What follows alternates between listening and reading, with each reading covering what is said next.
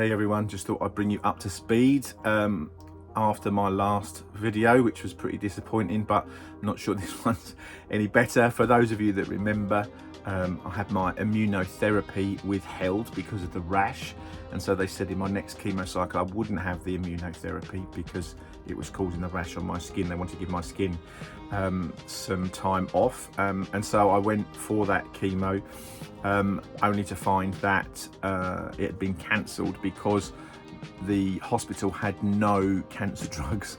They'd run out and they'd not been replenished. So my chemo got moved from that Friday to the following Monday.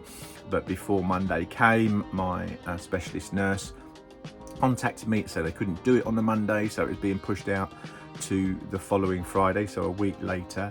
And then I had to go for a blood test, obviously prior to that, and that blood test showed that my white blood cell count was too low, 1.2. It's supposed to be 4 to 11 or something, I think.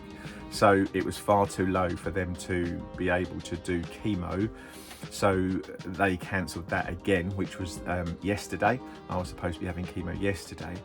But on Tuesday just gone, I had a port installed, which is what you can see here. So that's where they went in with the line, and if I kind of move up a little bit on the camera, you can see there is where the port is.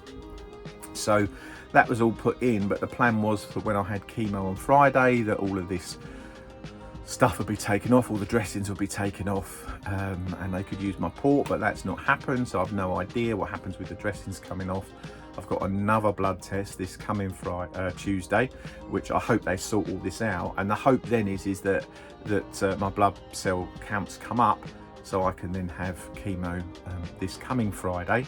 And what they've done is they've given me injections that I have to take 3, one evening after the other, and they hurt, I must say, but they stimulate the white blood cells being produced by your bones.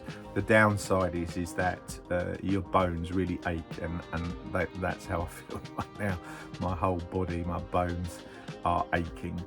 I've got one more of those injections to go, and it would seem that I'll be on those injections now forever through the cancer treatment.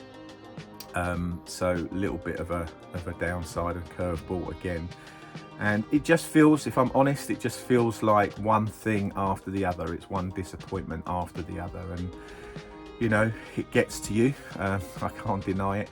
It does sort of get you down, but you know, this is when our faith in God is tested, isn't it? And it's easy when things are going well, but when things aren't going well, it's when we really have to persevere in trials, in our difficulty, and find the joy that is knowing Jesus, knowing that he's got my life in his hands, knowing that it's him that's numbered my days, and he is faithful and true and always good. So, you know, I hang on to that even though I feel disappointed, I feel like everything's piling up. He remains good and faithful. So we can, and I can, trust and rest in that fact. So anyway, there's the update. Thanks for watching, and I'll keep you posted. Thanks.